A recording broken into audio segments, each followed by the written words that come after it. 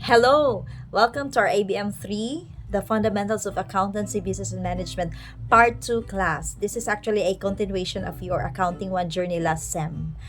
And I hope that as we continue to navigate together, you will eventually love this subject. I know it's quite challenging, but actually there is fun in accounting. Sometimes ato lang yung gina-close atong mind no nga lisod ang accounting, but actually there are ways, and kung imo lang yung huna-hunaon, every day you are doing accounting. It's part of your daily life. Even as students, kana lang na kay kwarta, na kay baon para pang eskwela sa pang adto sa school. Say you have 100 pesos as baon, ang 40 pesos ana gi-spending mo sa imong pamasahe. Kung imo na siyang i-put into accounting, you are actually having a transaction with the driver. The moment nga nagbayad ka sa imong pamility, nag-debit ka og transportation expense, nag-credit ka og cash, di ba? Nagbayad ka kan tatay og pamasahe, and then unsa imong gipagawas? Imong cash. So sometimes maglisod ta og analyze if dili ta familiar sa mga account titles. So ako nga yung teacher, I will be strict about it, and I want you to get acquainted or familiarize all the account titles, and especially its normal side. When we say normal side, kung asa siya nag-increase. Our lessons for this week are found in modules 1 and 2. So we target to hit the following objectives. At the end of this week, you are able to review what's accounting, its process or the accounting cycle, and then you get to have a review on the financial statements. I believe you were able to finish the three: the income statement, the balance sheet, the changes in owner's equity, and I am going to add the cash flow. So let's start. This is the picture of the accounting cycle.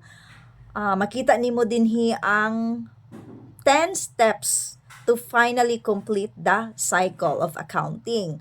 Now, based from these steps, makita dinhi na nato makuha ang definition sa accounting. So from analyzing transaction, preparing journal entries, then preparing ledger, that's step number 3, then preparing an adjusted trial balance, and so on and so forth until the 10th step, makita nimo nga ang accounting DI is a process. Naagi process, dapat na sundon nga steps.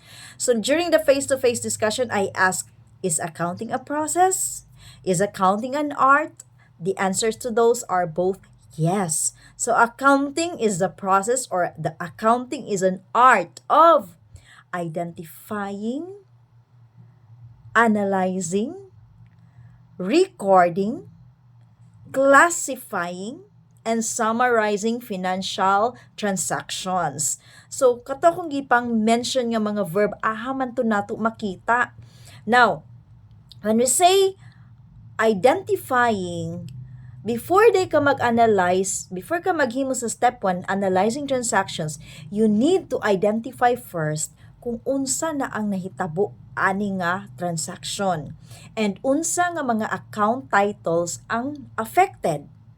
Now, please take note, ha, inyo naman ning naagian nga kada transaction there are at least 2 account titles affected. Okay, one for the debit and one for the credit. Now, there are times gani nga tulog yun ka account titles ang affected sa usa ka transaction. Let's say, for example, nangutang ka og cellphone, na? So pag pangutang nimo og cellphone sa home credit, nag-require siya sa imo nga maghatag kag down payment. Let's say the amount of cellphone is 20,000. And then you are required to pay a down payment of 5,000. Therefore, sa pag-approve sa imo ang makautang ka atong cellphone, you receive the cellphone. Okay? You can charge it to maybe office equipment, kay sin gamito nimo siya sa office for your kanang paghimo sa imo ang mga reports. debit office equipment, example lang, and then credit cash amounting to 5,000, and then another credit of nakautang naman ka. So, another credit of accounts payable, which is ang remaining balance adtong 20,000 minus 5,000, which is 15,000. No? So, I hope na-picture out ninyo kana siya nga transaction. Now, next, after na to nimo na-analyze, uy, hala, 2 ka account titles ang affected, ay, 3 ka account titles ang affected. Then, you do the journal entries, and then, that's identifying, recording transactions. The next is classifying. When we say classifying, imong i-sort, imong i-group together ang the same nga mga transactions. So that is step number 3, in which i-post na nimo ang journal entries nga to sa ledger, no?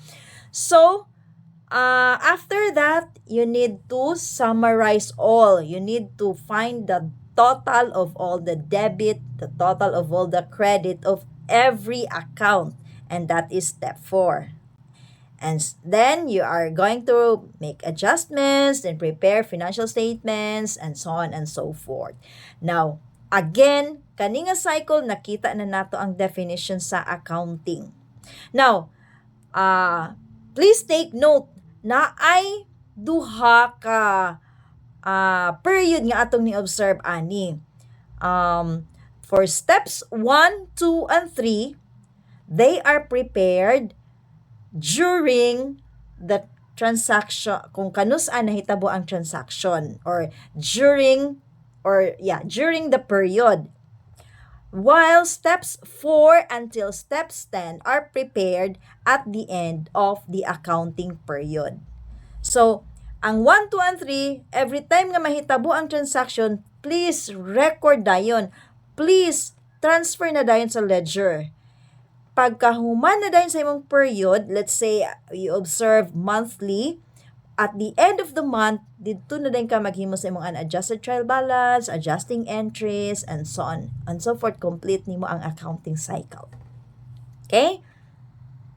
Don't worry, because all of these steps in the accounting cycle, tagsa-tagsaon man pud nato paghimo as we continue with our discussions ani nga subject.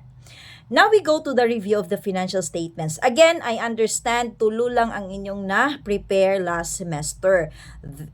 Those are the income statement, then the balance sheet, and the changes in owner's equity.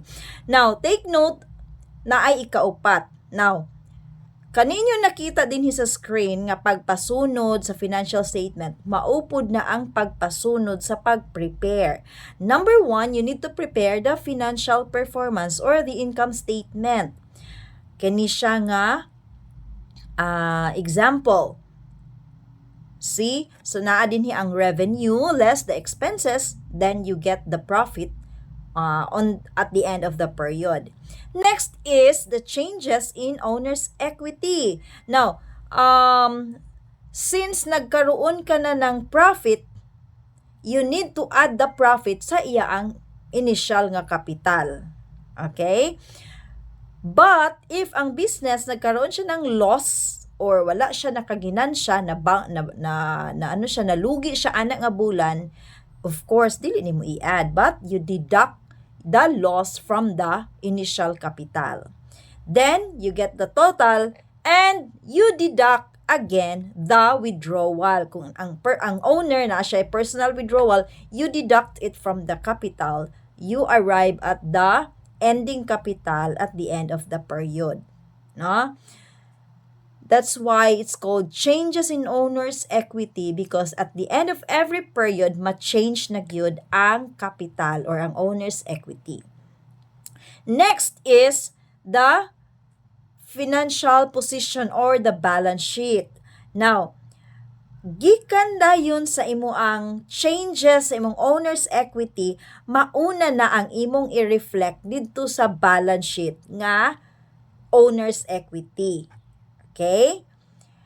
And from the balance sheet, if you notice, naa didto ang total sa cash.